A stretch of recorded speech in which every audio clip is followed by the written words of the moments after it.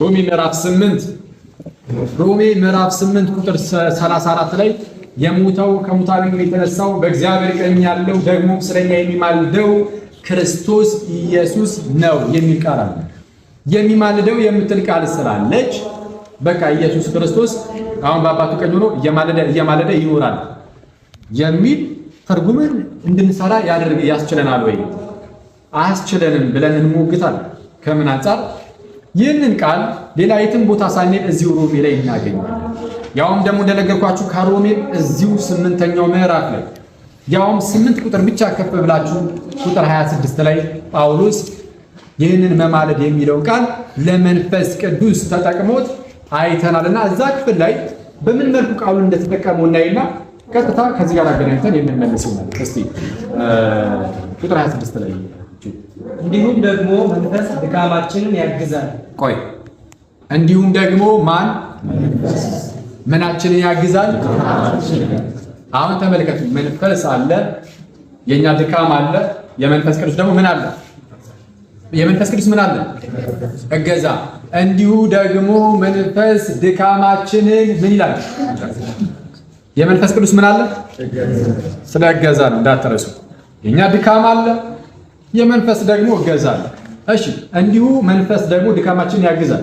እንዴት እንድንጸልይ እንደሚገባን አናውቅምና። ቆይ እንዴት እንድንጸልይ እንደሚገባን እንኳን አናውቅም። ምንድነው የማናውቀው? እንዴት መጸለይ እንዳለብን እንኳን አናውቅም አይደል? ይሄ ድካም ነው አይደለም? ድካም ነው አይደለም? ከላይ ምን ብሎ ነበር? መንፈስ ድካማችንን ማለት እየተረዳችሁት እንደሆነ እንዳልሆነ እየተከታተላችሁ እንደሆነ እንዳልሆነ ማቀው ፓርቲሲፔት ስታደርጉ ኔክስት ጠይቃችሁ ምናምን ፈታ ብላችሁ እኔ ብቻዬን ከማወራ እናንተ ማወሩ መንፈስ ድካማችንን ያግዛል። እሺ እንዴት መጸለይ እንዳለብን እንኳን አናውቅም። ይህ የኛ ድካም ነው። ቀጠል አድርጎ እሺ ስለማናውቅ ምን ነገር ግን መንፈስ ራሱ በማይነገር መቃተት ይማልድልናል። መንፈስ ራሱ ግን በማይነገር መቃተት ምን ይልናል? መንፈስ ድካማችንን ምን ይላል? እዚህ ጋር ይማልዳል የሚለው ቃል ምን ተክቶ የመጣ ነው? yes ምን ያግዛል? ድካማችንን ያግዛል የሚለው አይደል? መንፈስ ድካማችንን ያግዛል። እንዴት መጸለይ እንዳለብን እንኳን ስለማናውቅ ማለት እንዴት መጸለይ እንዳለብን አናውቅምና ግን ይሁን የሚያግዘን አካል ግን አለ፣ መንፈስ ነው። ግን ስለ ገዛው ሲናገር ግን የተጠቀመው ቃል ይማልልናል የሚለውን ቀጥታ ይለምናል ብለን እንውሰድ። ለምሳሌ እና ለምንጸልይ አናውቅም። ስለዚህ መንፈስ ራሱ በማይነገር መቃተት ይማልልናል የተባለው ቀጥታ ቃሉ ከተወሰደ እኛ እንዴት እንደምንጸልይ አናውቅም። ስለዚህ መንፈስ ራሱ ይጸልይልናል ማለት ነው። ቀጥታ ተወሰደ። አልገባችሁ? እንዴት መጸለይ እንዳለብን እንኳን ምን አንልም አናውቅም። ስለዚህ መንፈስ ራሱ በማይነገር መቃተት ይህ ማለት እኛ እንዴት መጸለይ እንዳለብን ስለማናውቅ መንፈስ ራሱ ይጸልይልናል ማለት አይደለም። እንደዛ ብለን ከፈታ ነው ምን አይነት ችግር ውስጥ እንደሚከተል ላሳያችሁ። እኛ እንዴት መጸለይ እንዳለብን አናውቅም። ስለዚህ አንጸልይም፣ በቃ ዝም ብለን እንቀመጣለን። ምክንያቱም መንፈስ እየጸለየልን ነው። ያስብላል አያስብልም? ግን እንደዛ አይደለም። ራሳቸው ፕሮፌሰር ወንድሞቻችንን ብትጠይቋቸው አይ አዎ እኛ እንዴት መጸለይ እንዳለብን አናውቅም፣ ግን መንፈስ ቅዱስ እንድንጸልይ ያግዘናል፣ ያበረታታናል ብለው ይፈቱታል። ስለዛ የመንፈስ ቅዱስ ይማልድልናል ሲባል እዚህ ጋር መንፈስ ቅዱስ ምን ይለናል እያለ ነው? ያግዘናል። መንፈስ ቅዱስ ያግዘናል አያግዘንም? እንዴት መጸለይ እንዳለብን እንኳን ስለማናውቅ አንዳንድ ጊዜ ዝም ብሎ የሞተ ጸሎት የምንጸልይ ሰዎች ኖር እንችላለን። ለምሳሌ ምንም ለመንፈሳዊ ሕይወታችን የማይረባ የማይጠቅም ማለት ነው። አንዳንድ ጊዜ ደግሞ ክፋት ሊሆን ይችላል ሳናስብ። ልክ እንደነ ዮሐንስ እናትም ደግሞ ሞትን ልንለምን እንችላለን። ለልጆቿ ሞትን የለመነች ስለሆነች ማለት ነው። ኤኒዌይስ እንዴት መጸለይ እንዳለብን እንኳን አናውቅም። መንፈስ ቅዱስ ግን ያግዘናል። ውስጣችን ሆኖ እንዴት መጸለይ እንዳለብን ያስተምረናል፣ ያግዘናል፣ ይረዳናል። መንፈስ ድካማችንን ያግዛል። ቁጥር 27 ላይ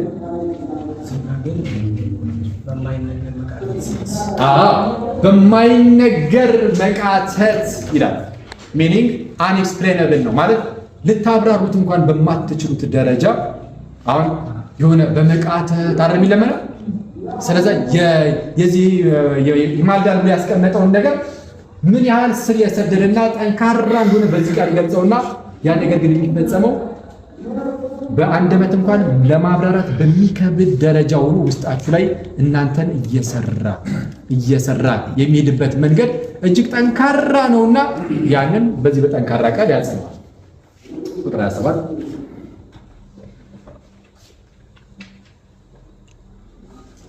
ልብንም የሚመረምረው የመንፈስንም ሐሳብ ምን እንደሆነ ያውቃል፣ እንደ እግዚአብሔር ፍቃድ ስለ ቅዱሳኑ ይማልዳልና። ስለዚህ ልብ ላይ ይሰራል መንፈስ ቅዱስ። ቅድም እንዳልኳቸው ውስጣችንን በመለወጥ ውስጣችንን በደንብ በማጠንከር ወደ እግዚአብሔር በማቅረብ በልባችን ላይ መንፈስ ቅዱስ ይፈስና ያ ቅዱሱ መንፈስ ያስተምረናል፣ ያግዘናል። እንዴት መጸለይ እንዳለብን በጸሎት ውስጥ ከእግዚአብሔር ጋር መገናኘት አለ። በጸሎት ውስጥ ከእግዚአብሔር ጋር መኖር አለ። ስለዚህም ስለ ቅዱሳን ይጸልያል ማለት ስለ ቅዱሳን ማለት የተለዩ የተመረጡ ተብሎ ይፈታል። ከዛ አንጻር ይህ ቃል ለየትኛውም ለክርስቲያን ሊነገር ይችላል። ከዛ አንጻር የተለየን ስለሆነ ከዓለም የተለየን የክርስቶስ ቤተሰቦች ስለሆነ ማለት ነው። እንዲህ ብሎ ይህንን ቃል ለመንፈስ ቅዱስ ሰጥቶት እናያለን። ስለዚህ ይህ ምልጃ ወይም መማለድ የሚለው ቃል ጳውሎስ እዛው ክፍል ላይ አስቀድሞ ለመንፈስ ቅዱስ ሲሰጥ በምን ተርጉም ነው አልኳችሁ? በምን በማገዝ። አሁን ሮሜ 8 ላይ ቁጥር 31 እንግዲህ ስለዚህ ነገር ምን እንላለን? እንግዲህ ስለዚህ ነገር ምን እንላለን? እሺ እግዚአብሔር ከኛ ጋር ከሆነ ማን ይቃወመናል? እግዚአብሔር ከኛ ጋር ከሆነ ማን ይቃወመናል? መልሱ ምንድን ነው? ኦኬ መልስ ያዘለ ነው አይደለ?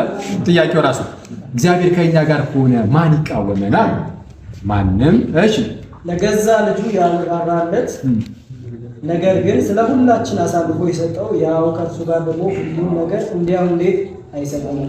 ለገዛ ልጁ ያራራለት ማለት ለኢየሱስ ክርስቶስ ማለት ነው። ለገዛ ልጁ እንኳን ያራራለት ይልቁንም ስለኛ ስለ ሁላችን አሳልፎ የሰጠው እንዲያው ከእርሱ ጋር ደግሞ ሁሉን ነገር እንዴት አይሰጠንም?